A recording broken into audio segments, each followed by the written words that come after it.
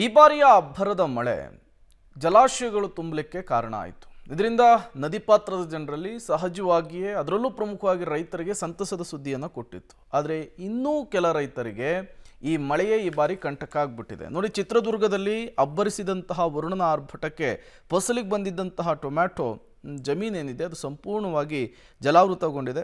ಹೀಗಾಗಿ ಅಲ್ಲಿನ ರೈತರ ಪಾಡು ಕೈಗೆ ಬಂದಂತಹ ತುತ್ತು ಬಾಯಿಗೆ ಬಂದಿಲ್ಲ ಎಂಬಂತಾಗಿದೆ. ಈ ಭಾಗದ ಟೊಮ್ಯಾಟೊಗೆ ಮಾರುಕಟ್ಟೆಯಲ್ಲಿ ಬಹುಬೇಡಿಕೆ ಇರುವ ಹಿನ್ನೆಲೆಯಲ್ಲಿ ಆಕರ್ಷಕವಾಗಿದ್ದ ಹಣ್ಣುಗಳನ್ನು ಕಿತ್ತು ಮಾರುಕಟ್ಟೆ ಕಳಿಸಬೇಕು ಅಂಥೇಳಿ ರೈತರು ಭಾವಿಸಿದರು. ಆದರೆ ಆ ಟೊಮ್ಯಾಟೊ ಈಗ ನೀರು ಪಾಲಾಗಿದೆ. ಶೀತ ಹೆಚ್ಚಾಗಿ ಟೊಮ್ಯಾಟೊ ಗಿಡಗಳು ಕೊಳೆಯುವಂತಹ ಆತಂಕ ಸೃಷ್ಟಿಯಾಗಿದೆ. ಸರ್ಕಾರ ಟೊಮ್ಯಾಟೊ ಬೆಳೆಗಾರರಿಗೆ ಸೂಕ್ತ ಪರಿಹಾರವನ್ನು ಒದಗಿಸುವಂತೆ ರೈತರು ಆಗ್ರಹಿಸಿದ್ದಾರೆ. ಬರದಿಂದ ಕಂಗಾಲಾಗಿದ್ದ ಚಿತ್ರದುರ್ಗ ಜಿಲ್ಲೆಯ ಜನರು ಈ ಬಾರಿ ಟೊಮೊಟೊ ಬೆಳೆಯಿಂದ ಅಪಾರ ಲಾಭದ ನಿರೀಕ್ಷೆಯಲ್ಲಿದ್ದರು.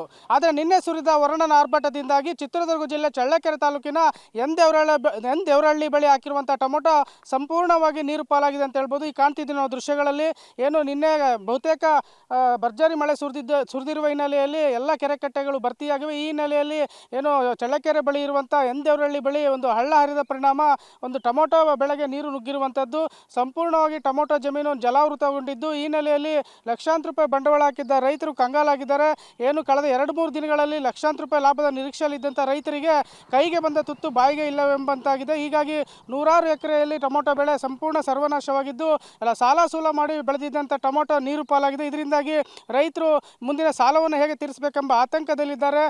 ನರಕ ಯಾತನೆಯನ್ನು ಅನುಭವಿಸ್ತಿದ್ದಾರೆ. ಯಾಕಂದರೆ ಟೊಮೊಟೊ ಬೆಳೆ ಸಂಪೂರ್ಣ ಜಲಾವೃತವಾಗಿದ್ದು ಲಕ್ಷಾಂತರ ರೂಪಾಯಿ ನಷ್ಟ ಅನುಭವಿಸುವಂಥ ಸಾಧ್ಯತೆ ಈ ಒಂದು ರೈತರಲ್ಲಿದೆ, ಆತಂಕ ಈ ರೈತರಲ್ಲಿದೆ. ಹೀಗಾಗಿ ಸರ್ಕಾರದಿಂದ ಸೂಕ್ತ ಪರಿಹಾರ ಒದಗಿಸಬೇಕೆಂಬುದು ಇಲ್ಲಿನ ರೈತರ ಆಗ್ರಹ.